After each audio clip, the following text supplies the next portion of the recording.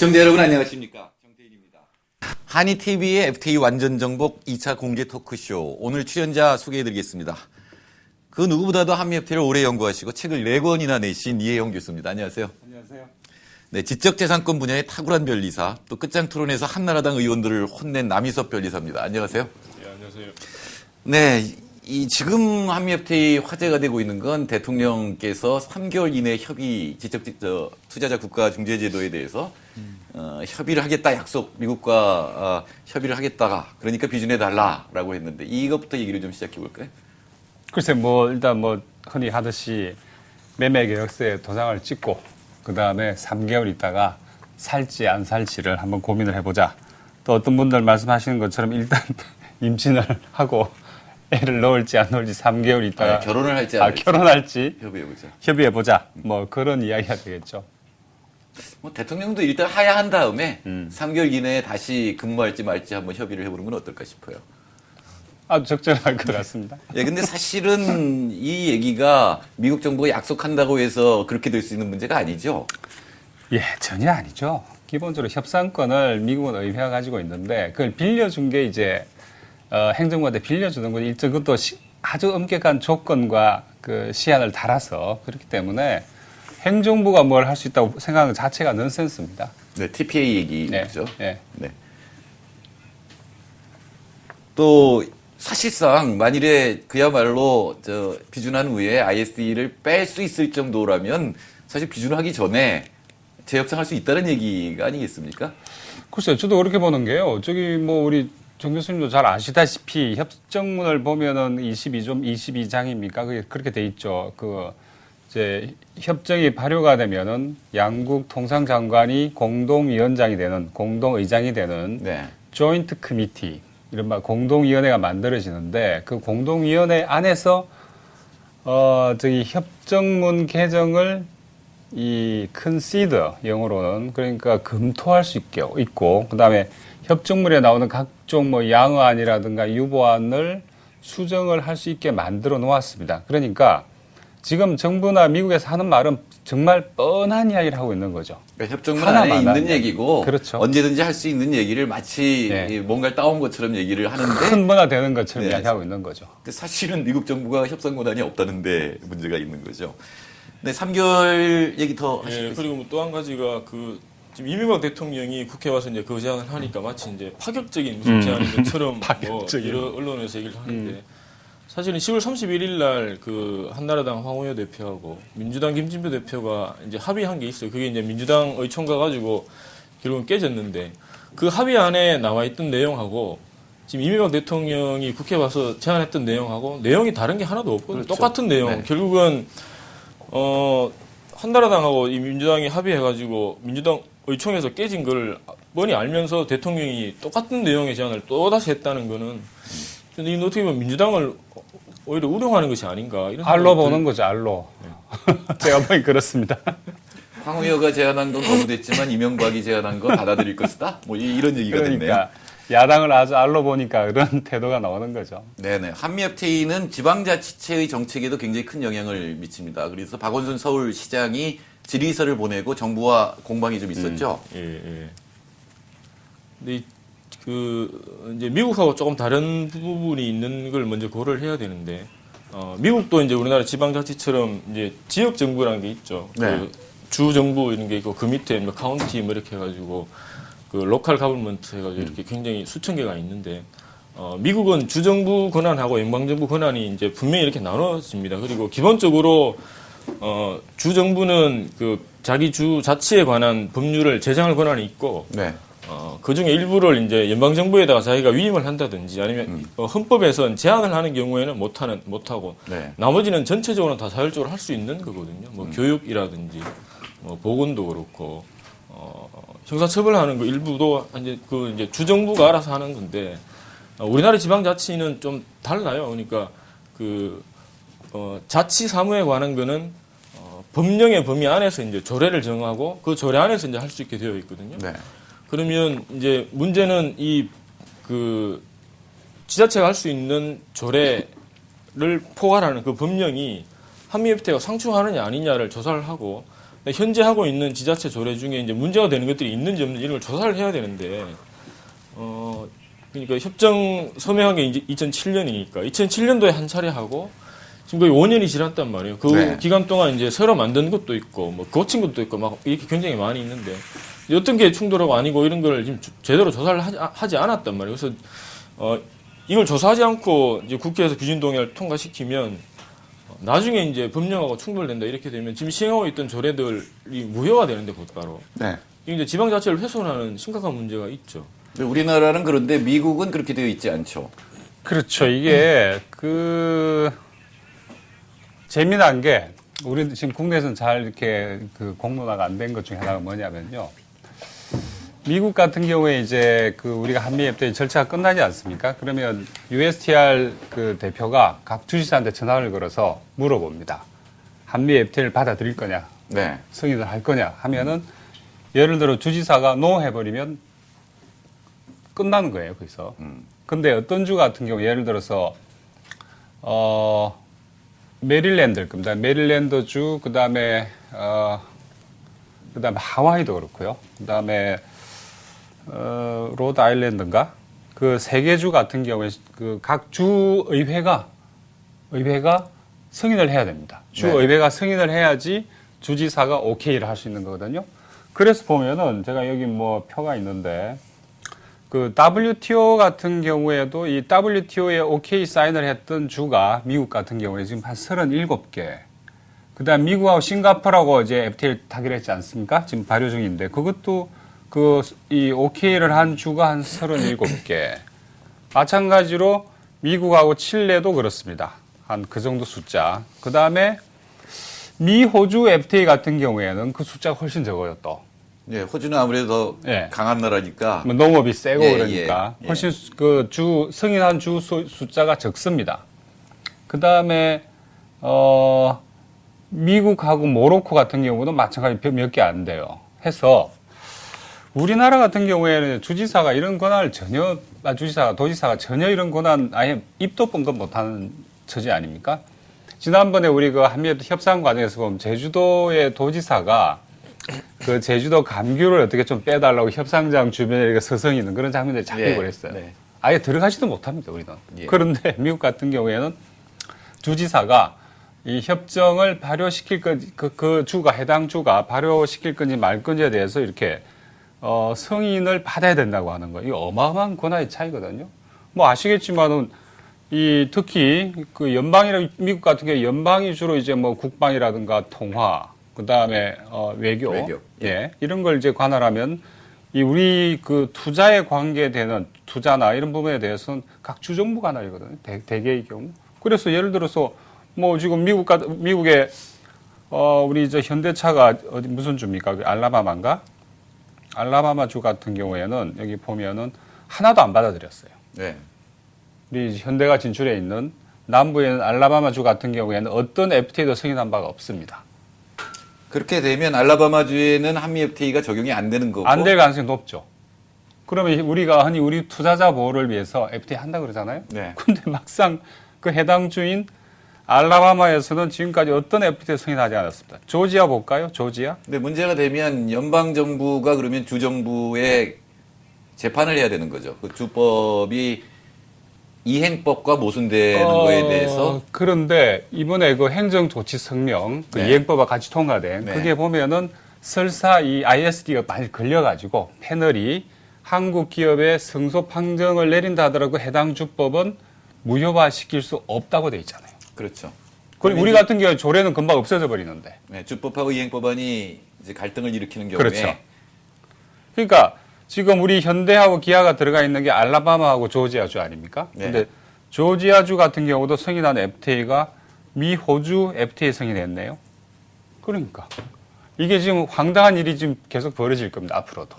뭐 하기는 기아하고 현대가 뭐 미국 정부를 상대로 뭐 소송을 그래 할 리가 없죠. 왜냐하니까 알라바마 주나 이 조지아 주 같은 경우 그야말로 쌍수를 들어 환영한 일이었거든요. 네. 당시에. 그리고 알라바마나 이게 조지아 주 같은 경우에 노동 법 같은 게 약합니다.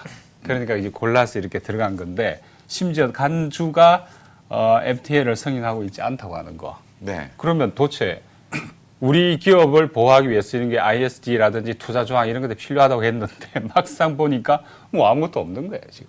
네. 당장 주 정부 지방자치체 문제는 아닐지 모르지만 유통법 상생법은 FTA와 모순된다라고 하는 얘기를 김종은 본부장이 스스로 얘기를 하지 않았습니까? 한 EU FTA에 저촉된다 이런 얘기를 해서 거기 이 유통법 상생법이 통과되는 걸 갖다가 방해했다고 할까요? 그런 얘기를 한 바가 있는데 유통법 상생법은 어떻게 된 건가요? 그죠. 작년에 이제 여야 합의로 유통법 상생법 통과시킬 때도 그 통상교섭 본부장이 이제 의결장을 많이 놨죠. 이게 WTO 협정부터 해가지고 한EU FTA 위반 문제도 있다. 근데 그 후에 사실 입장이 조금 바뀌긴 했는데 그 지난달에 끝장 토론할 때 이제 같이 계셨으니까 다 들으셨던 것 같은데 유통법 상생법이 한미 FTA에 충돌 가능성이 있다는 거는 이제 김종원 본부장도 인정을 했죠. 네, 네, 있지만 자기가 이제 최대한 노력하겠다. 열심히 해보겠다고 그랬어요. 그러니까 분쟁이 생기면 열심히 하겠다고 그랬어요. 생기면 자기가 이기도록 해보겠다는 게 첫 번째였고 두 번째가 이제 그 자기가 파악하기로는 상대방이 지금 분쟁 제기할 동향이 없다 이렇게 얘기하고 이제 넘어갔죠. 사실은 그때 이제 뭐 충돌 가능성이 없다고 하면 왜 없다고 하느냐 그거 따지려고 했었는데 이게 이제 일단 그건 인정하고 넘어갔으니까 그러면 사실 이제 국회가 이제 공을 넘겨받은 셈인데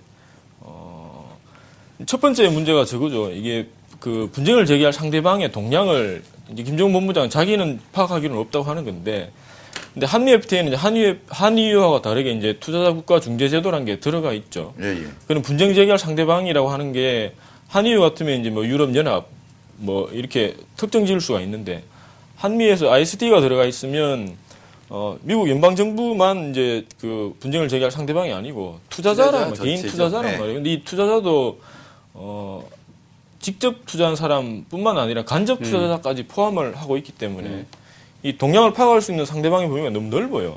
그렇죠. 그러니까 사실은 실체가 파악이 안 되는 건데 이제 그 자기가 알기로는 그런 동향이 없다. 뭐 또 혹시 분쟁이 생기면 이기도록 노력해보겠다라고. 김정은 본부장이 모르는 게 한두 개가 아니니까. 그런데 사실 이마트에 미국 투자자가 투자를 하더라도 네. 이마트가 분쟁을 제기할 수 있는 거죠. 투자자 이름으로 투자자 국가중재제도 해볼 수 있는 심지어 거죠. 말이죠. 이 한미 FTA 같은 경우에는 그 현대하고 삼성이 그러니까 삼성 USA가 있지 않습니까? 그 삼성 USA가 한국 정부를 상대로 소송을 제기할 수 있어요. 그럴 수 있죠. 그런데 재미난 거는 이와 우리가 비슷한 협정문으로 만들어진 게 한국하고 일본 사이의 BIT 그러니까 투자협정 아닙니까? 그거는 또 못하게 만들어놨어요. 네. 아니 자기들도 아는 거죠. 네. 이게 얼마나 그러니까 위험한지 근데 아는데. 미국은 이건 열어놨고 그러니까 예를 들어서 삼성이 뭐 예를 들어 역차별 특히 의료 서비스 때문에 미국 기업에 비해서 국내에서 역차별 당했다면은 예를 들어 삼성 USA가 문제 제기할 수 있는 소지 열어놓은 거죠. 그렇죠. 이제 앞으로 황당한 부동산을 살 때도 미국인 투자자를 끼워서 사면 이 부동산 정책도 무력화시킬 가능성이 충분히 있는 거죠. 저 그래 봅니다. 기본적으로 문제는 조링- 이제 정부는 아니라고 보지만은 그게 어디까지나 부동산 가격 안정화 문제지 예. 부동산 정책 전부는 아니거든요. 예, 기본적으로 네. 이 FTA는 조닝, 그러니까 구역 설정을 부정을 하기 때문에 처음에는 참여정부 당시에 협상할 때는 부동산 정책 전반, 뭐 토지 이용이라든 포함해서 다 집어넣었는데 미국에서 거부당했거든요. 그렇죠. 그래서 마지막 남은 게 지금 이 가격 안정화 이것만 남아 있는 거죠. 네. 그런데도 정부는 지금 계속 그 자료 같은 거 보면 그러지 않습니까? 뭐 부동산도 뺐고 다 뺐다. 굉장히 이 정부발 괴담 중에 하나입니다. 예. 사실 그 김정은 본부장하고 끝장 토론할 때 재밌었던 것이 무상급식에 대해서 아주 명쾌하게 태도를 바꿨어요. 무상급식 얘기를 좀 해볼까요?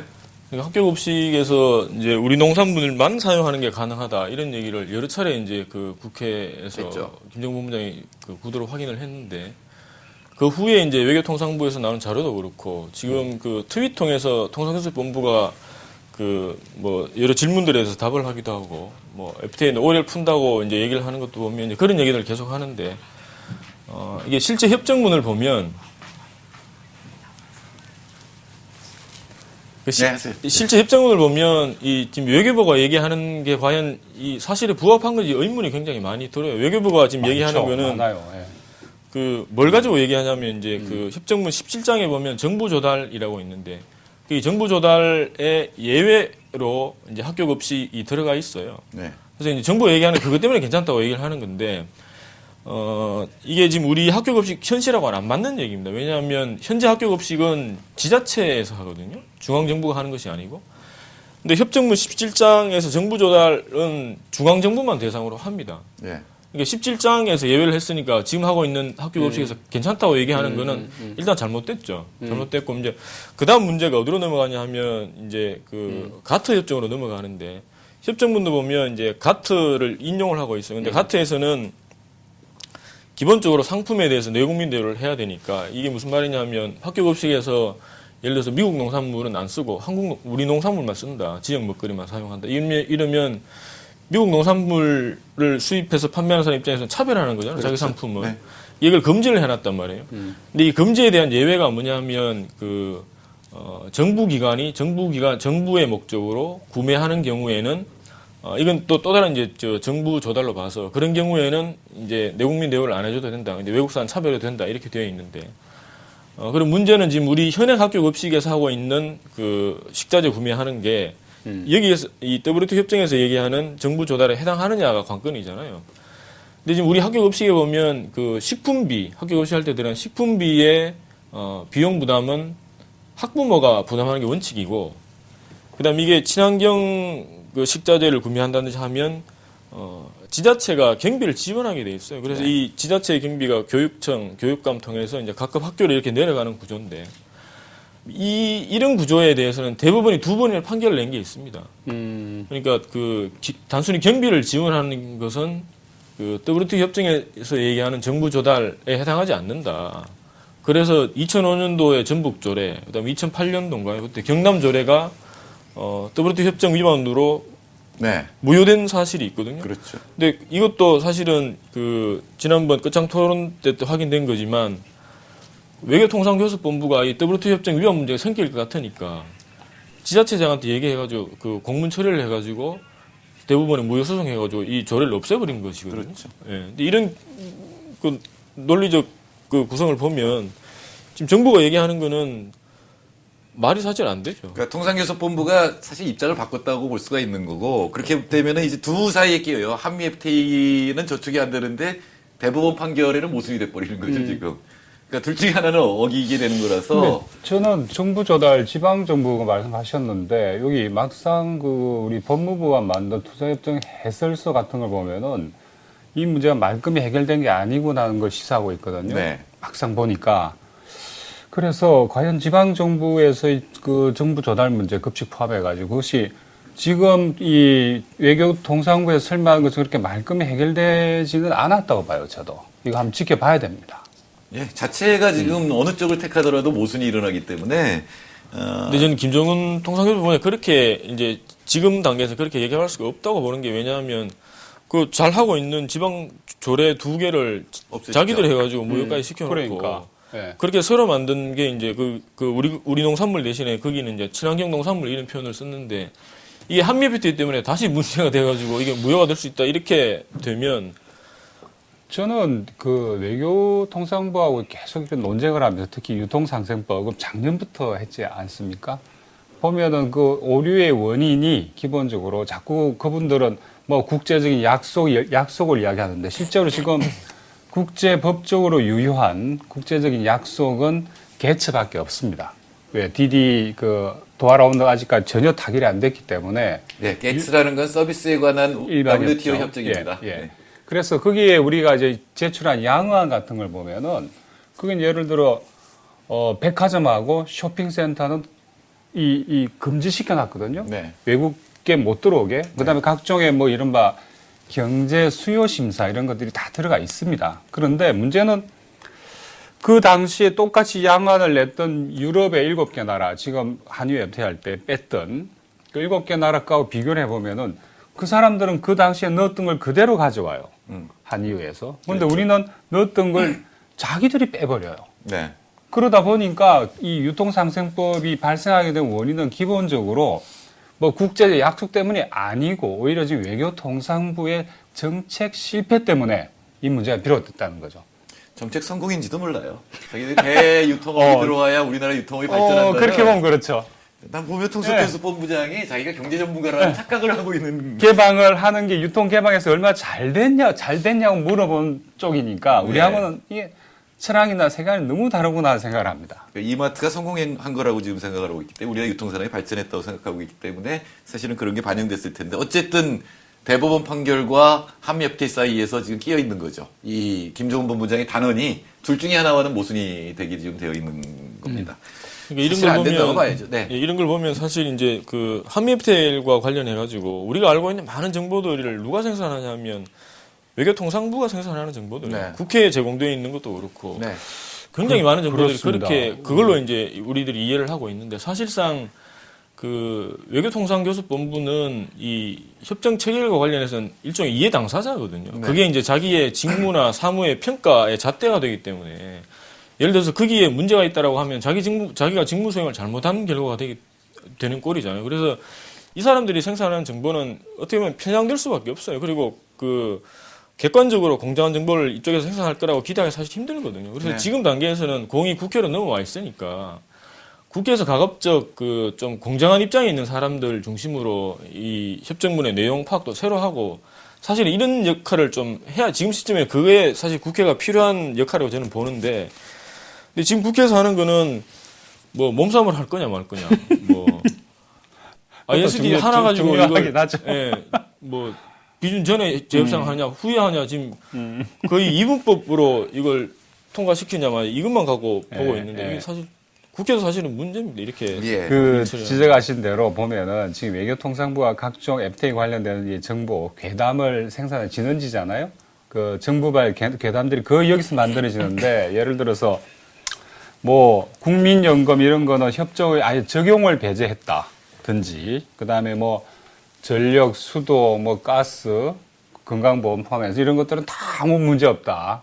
근데 막상 협정문을 들여다보면은 도체 구멍이 다 뚫려 있지 않습니까? 모조리 다 ISD 적용 대상이잖아요. 모조리. ISD는 미래 오버랑 관계가 네. 없는데 미래 오버에만 있으면 제외라고 생각하고 있죠. ISD 이야기만 하면 그런 거 다 우리 뺐다고 이야기하는데 그래가지고 다시 말씀드리면 정부발 괴담을 지금 양산하고 있는데 보면 한미 FTA 협정문 통틀어 제가 장담드리건데 ISD에서 적용 배제된 거 없습니다. 그렇죠. 없습니다. 지금 큰 오해는 진짜 오해 같아요. 왜냐하면 미래 후보에 집어넣은 거는 ISD 대상이 아니라고 지금 통상교섭본부가 생각하는데 그렇지 않죠. 미래 후보하고 ISD는 전혀 관계가 없는.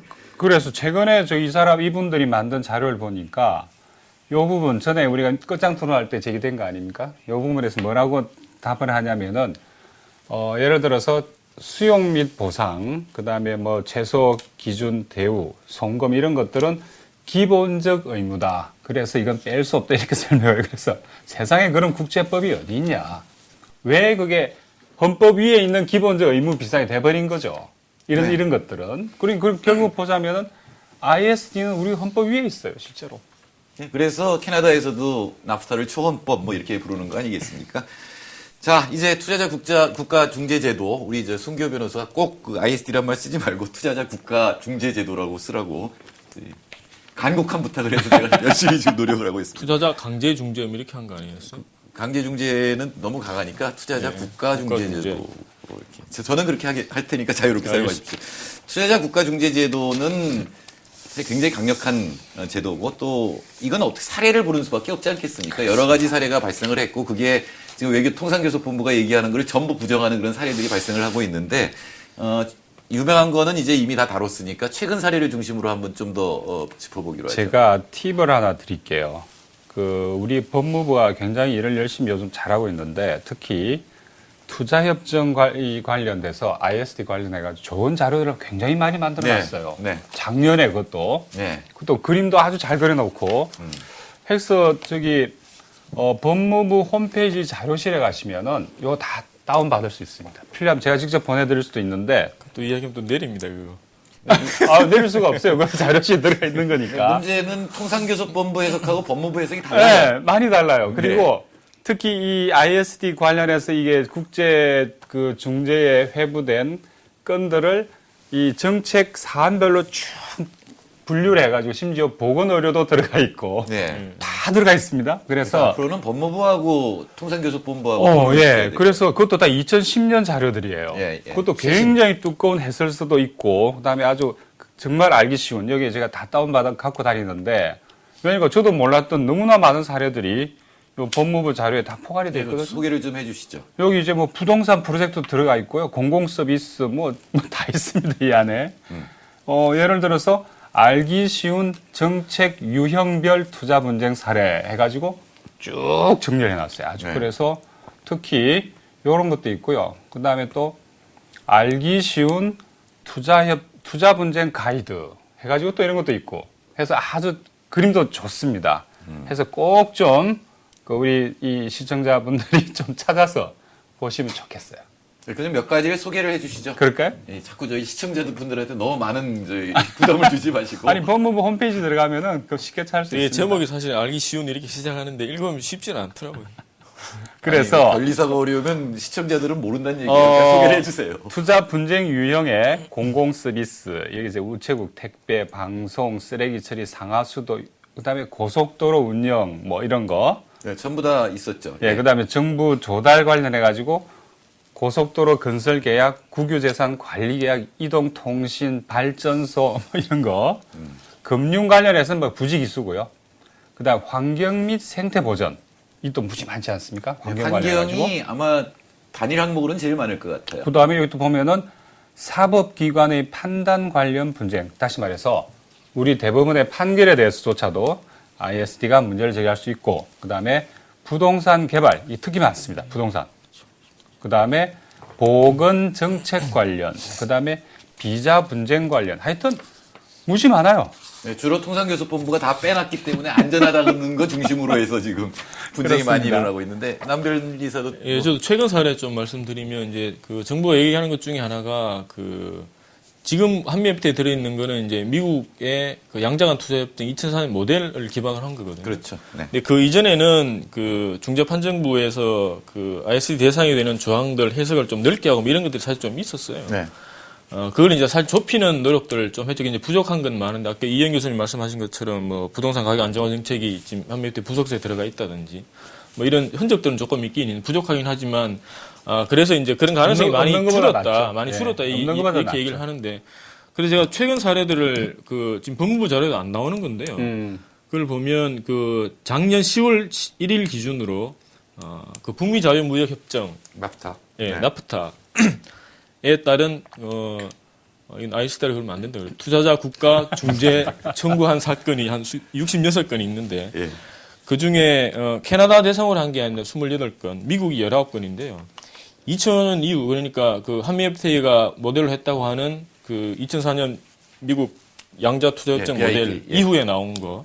그 이후에 나온 사건을 보면 캐나다 정부를 상대로 한 게 전체에서 54%나 됩니다. 네. 미국은 그보다 좀 작아서 한 5건 정도 되는데 이 사례들을 보면 먼저 미국 같은 경우에 이제 작년에 그 캐나다 제약회사가 미국을 상대로 중재 청구를 했는데 그 왜 했냐면 그 이것도 이제 허가특허 연계와 관련된 건데 그거 설명하려면 시간이 너무 많이 되건 생각을 하고 핵심이 뭐냐면 이제 미국 법원이 그 판결을 내릴 때 그 관할에 대한 해석을 잘못했다는 거예요. 관할이라고 하는 거는 이제 그 법원이 어떤 사건을 판단할 권한이 있는지를 네. 보는 거죠. 권한이 네. 없을 때는 판결해봐야 그 효력이 없으니까. 예. 이제 그 관할에 관한 법리를 판단할 때 미국 헌법 해석을 잘못해가지고 과거에 있던 미국 대법원 판결하고 잘못 적용했다는 이유로 ISD 그 중재 청구를 한 사건이 있고 네. 이건 아직 결론이 안 나서 지금 진행 중인데 제가 보기에는 캐나다 제약사 이길 가능성이 있어요. 왜냐하면 그게 이제 미국 연방고등법원 판결인데요. 그 후에 미국 대법원이 이 연방고등법원 판결을 파기하는 듯한 판례 변경을 해버렸거든요. 네. 뭐 하여튼 그 판례 변경이 일단 됐으니까 이전 판결이 잘못됐다는 건 명백하고 하여튼 이길 가능성이 좀 있어 보이긴 하는 그 사건이 하나 있고 그다음에 캐나다 같은 경우에도 뭐 15건 다 말씀드릴 수는 없고 몇 가지만 말씀드리면 그 작년 3월에 이게 미국 투자자 개인인데요. 이 사람이 그 뭐 사냥하고 뭐 이런 그 사업에 투자한 사람인데 이게 뭐 북미산 순록 그 사냥하는 터인가 봐요. 네. 근데 이쪽에 이제 그 토착 민족들이 살고 있고 하니까 캐나다 정부가 이제 그 토착 민족 보호하기 위해서 무슨 조치를 취하니까 이제 이게 그 사냥할 수 있는 순록 수가 줄고 하여튼 그 이후로 이제 그 이 중재 청구를 한 게 있고 그다음에 그 작년 1월 달에도 보면 이게 캐나다하고 미국 사이에 그 교통량이 제일 많은 게 그 디트로이트와 윈저 사이에 있는 다리라 그러더라고요. 예. 근데 그 다리에 이제 투자한 미국 투자자가 있었는데 그 후에 이제 캐나다가 법을 하나 만들어서 이게 북미 간의 다리니까 일종의 국제 교량이잖아요. 국제 다리. 국제 교량에 대한 건설 운영권 이런 게 권리를 이제 연방 정부가 갖는 걸 법을 하나 제정을 하고 그럼 다리가 하나 더 생길 수 있잖아요. 근데 다리가 하나 더 놓이면 다 통행을 이쪽으로 하면 통행료 가지고 이제 수입을 챙기던 미국 투자자 수익이 줄 수 있으니까. 그렇죠. 이걸 가지고 또 중재 청구한 게 있고 이런 식으로 지금 우리 한국 정부가 얘기하는 것처럼 그 우리 정부가 예를 들어서 뭐 공정하고 공평한 대우를 하고 차별하지 않으면 중재 청구와 같은 이런 문제 제기는 이런 문제 안 생길 거다라고 얘기를 하는데 실제로 불과 작년 뭐 올해 그 전에 이런 사례들을 실제 이제 중재 청구한 사례들을 쭉 보면 그렇지 않다는 거예요. 그러니까 정부 쪽에서 계속 이야기하는 건 차별만 안 하면 괜찮다고 그러는데 차별 안 하는 건 여러 가지 이유 중에 하나죠. 예를 들어 10가지 중에 하나죠. 그래 봐야 되는데 이분들은 차별만 안 하면 괜찮다고 이야기하거든요. 그런데 제가 여기 법무부 자료에 여기 재미난 게 있는데 이거 하나 말씀드릴게요. 환율도 지금 우리 여기 협정문에 따른 환율은 아니라고 이야기하거든요. 환율은. 그런데 요 법무부 자료에 보면은 외환 정책의 변경으로 인한 손해도 국제 투자 분쟁의 대상이 될 수 있으므로 환율 정책 및 송금 정책 등 변경 시에 신중한 접근이 필요하다. 환율도 된다는 이야기죠. 그 다음에 예를 들어 금융기관, 여기 우리 금융기관 민영화 굉장히 예민한 이슈인데, 한미FTA에서도. 금융기관을 민영화하겠다고 해놓고 민영화를 안 했다 해서 또 제소된 사례가 있고요. 금융 관련해가지고. 그 다음에, 여기 가스요금. 이렇게 되어 있습니다. 읽어드릴게요. 시사점. 이제 이 사례로부터 얻는 교훈이 뭐냐? 가스요금 관련해가지고. 이건 아르헨티나 정부하고 스페인 회사하고 붙었던 겁니다. 가스, 수도, 전기 등 공공서비스 민영화에 따라 공공요금 인상을 억제하는 정부 조치도 차별적이고 간접 수용에 해당된다면 투자 분쟁의 대상이 될 수 있다. 공공요금 인상을 억제하는 조치가. 네. 그래서 공공부문 민영화 과정에서 외국인 투자자에게 공공요금 상한선 유지의 필요성과 정책적인 고려를 계약 체결 시부터 고지하는 것이 필요하다. 근데 그건 투자 의무 부과에 걸려요. 그러니까. 하여튼 지금 보시면 재판 결과가 가스는 전기가스는 안 된다고 그랬잖아요. 근데 예. 이 사례들이 다 나와 있는 거예요. 그 이제 스스로 민영화하는 건 가능하기 때문에 그리고 민영화하고 거기 외국인 투자자가 투자를 하면 그다음부터는 투자자 국가제소의 대상이 되는 거죠. 그러니까 재판 결과도 대상이다. 원주민 보호구역 설정도 대상이다. 교량의 수요가 줄어들어도 그것도 대상이 될 수가 있는 거예요. 하나 더 건설하면 도로 통행료 수입이 줄어들 테니까 그것도 문제가 될 수 있고 환율 선금 물론 문제가 되죠. 그거는 되죠. 협정문이 그리고 있는 거죠. 또 이분들이 지금 여기 이 괴담 중에 하나가 뭐냐면은 국민연금. 이것도 굉장히 중요한 문제 아닙니까? 이 국민연금 같은 이런 공공퇴직 제도는 협정의 적용에서 아예 뺐다. 아예. 사회보험 뭐 이렇게 돼 있는 네, 거죠. 이른바 4대 보험 예. 중에 하나인 국민연금. 그런데 이게 협정문의 13장 그 금융 서비스에 나옵니다. 이 부분이. 그래서 제가 이거를 과연 그런지 추적을 해보니까, 그렇습니다. 우리가 좀 좋다고 정부가 이야기하는 건 대부분 단서조항이 붙어 있어요. 미래유보가 특히 많아요. 그것도 다 쉘입니다. 쉘. 우리한테 허용해 준 거는 뭐 그냥 일반 동사 내지 혹은 may, could를 쓰고 단서에는 쉘을 붙여놔요. 쉘하고 이게 법적 구속력이 다르지 않습니까? 그래서 이 마찬가지로 아까 그 13장에 나온 방금 정부가 맨날 자랑하는 국민연금은 적용을 뺐다에 거기도 마찬가지로 쉘로 되어 있는 단서 조항이 붙어 있습니다. 어떤 단서냐면은 뭐 이런 것들이 예를 들어 국민연금이 이런 서비스를 그 공공기관 또는 금융기관과 경쟁하여 수행하도록 허락한 경우에는 이거는 모든 것이 적용된다는 이야기죠. 그렇죠. 근데 이 말이 무슨 말이냐면은 국민연금 기금관리본부라는 거 하는 게 있습니다. 근데 이 국민연금 기금관리본부가 어떻게 하냐면은 지금까지는 기금에 그러니까 이 민간 위탁을 줘요. 직접 투자하기도 하고 본부에서. 근데 그다음에 이게 국내나 아니면 국외 해외의 자산 운용사한테 그 돈을 위탁을 합니다. 그 비율이 2011년 현재 60%예요. 위탁이. 60%. 그러니까 민간 자산 운용사나 해외 자산 운용사한테 위탁해 준 돈이 전체 기금의 60%입니다. 그러니까 그 말은 이 60%에 대해서는 이 모든 게 적용이 된다는 이야기죠. 다시 말해서 ISD가 적용된다는 이야기죠. 그리고 경쟁한다는 거는 예를 들어 건강보험과 경쟁하는 그 미국 AIG 보험이 존재하면 이제부터는 대상이 된다는 뜻이죠. 그리고 지금 위탁도 마찬가지인데. 네, 그 중에서 연금 부분은 방금처럼 네, 방금처럼 위탁한 경우가 문제가 될 수 있는 민간 위탁한 부분에 대해서는 적용이 되는 거죠. 근데 이거보다 더 중요한 게 뭐냐면 지금 정부가 얘기하는 그 법정 사회보장 서비스가 협정 중에서 제외됐다고 하는 그 말 자체가 잘못된 게 뭐냐면 협정문에 어떻게 되어 있냐면요. 이게 이제 13장에 있는 13장은 금융 서비스에 관한 건데 이 장은 그죠? 이 장은 다음에 관하여 적용되지 아니한다라고 해서 이제 공적 퇴직연금제도 또는 법정 사회보장제도 일부를 구성하는 활동이나 서비스 이렇게 되어 있거든요. 이게 무슨 말이냐면 13장은 금융 서비스를 개방하겠다는 거거든요. 그러니까 미국 회사들도 우리나라가 어제 금융 서비스 하는데 한국 회사하고 똑같이 취급한다. 이런 취지인데 거기에서 법정사회보장제도는 빼겠다. 그러니까 미국 회사가 와가지고 국민건강보험을 당신들도 제공한다든지 이렇게는 안 해주겠다는 그 얘기일 뿐이거든요. 네. 나머지 장은 다 적용이 된다는 거예요. 11장 그 중개 청구는 11장에 관한 문제니까. 그다음에 국책금융기관 8개 이른바 예보. 그다음에 정리금융공사, 투자공사, 자산관리 이쪽 있잖아요. 신용기금 8개 이거는 이것도 역시 정부 쪽 설명자료에 보면은 협정의 적용 배제에서 적용을 배제했다고 이야기를 해요. 그러나 협정만 읽어봐도 이게 왜 적용 배제됐냐는 거예요. 이런 식으로 괴담을 만들어내는 거예요. 네? 예.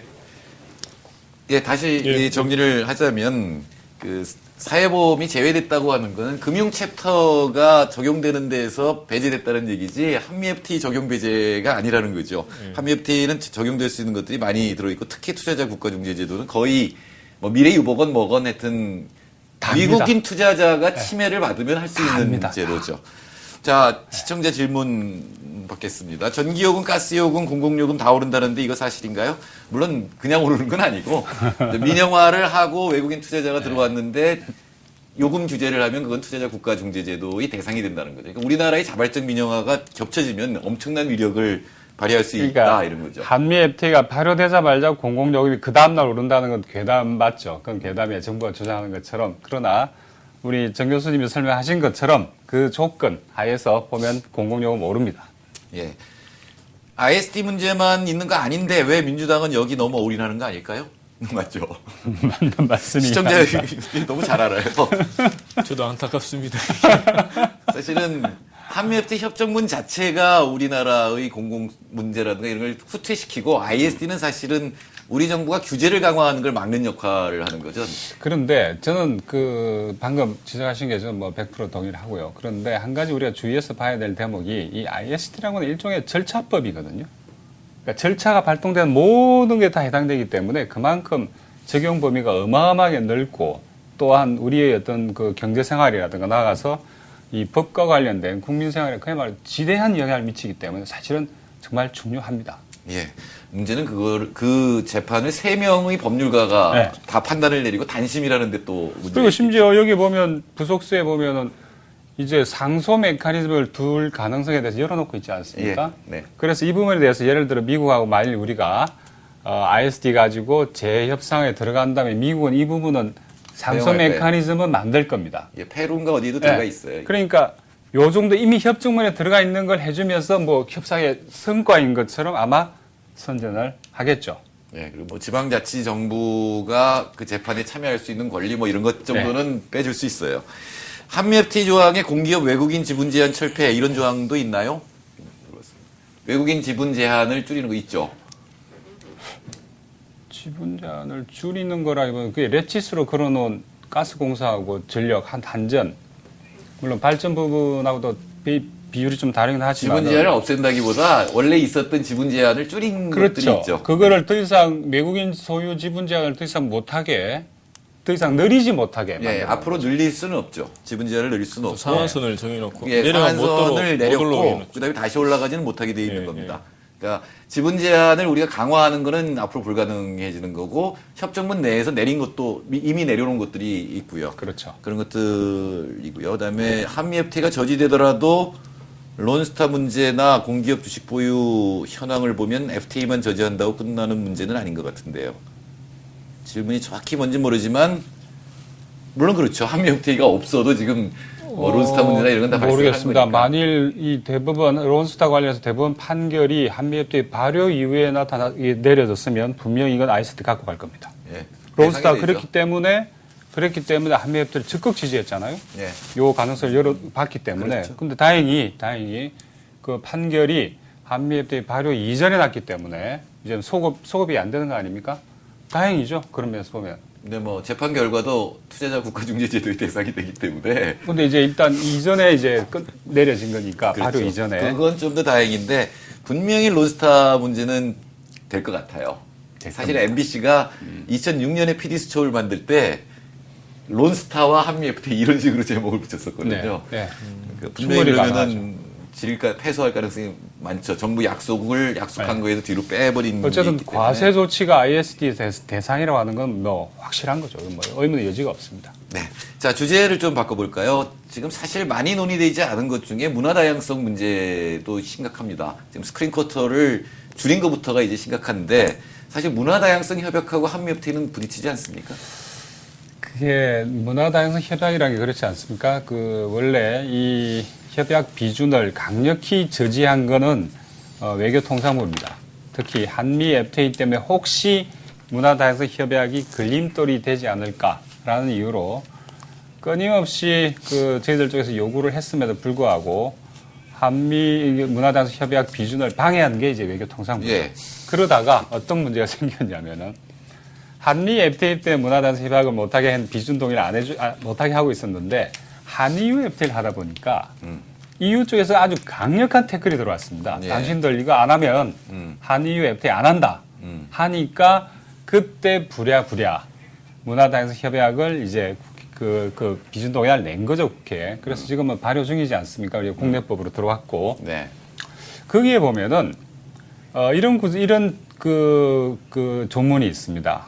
향후에 통상 협정 같은 걸 체결할 때는 이 문화 다양성 협약의 관련 조항을 고려해야 된다. 고려해야 될 의무가 있는 거죠. 그러니까 영어로 take into account라 돼 있는데 그래서 보자면 이 한미 FTA 협정문에 보면 이제 스크린 쿼터가 절반으로 줄고 앞으로 단 하루도 못 느리게 내칫 즉 역진 방지에 그걸 딱 고리를 걸어놨지 않습니까? 줄이는 건 가능하지만 네. 늘리는 건 안 되죠. 낙장 불입 예. 조항 이른바. 그런데 과연 그렇다면 이 스크린 쿼터에 대해서 이 레칫 조항을 걸 때, 즉 현재 유보 73일로 줄이고 다시는 못 내리게 만들어 놨을 때 문화 다양성 협약에 관련 조항을 적절히 고려했냐 그러면은 우리 정부가 충분히 이거는 문제가 될 수가 있습니다.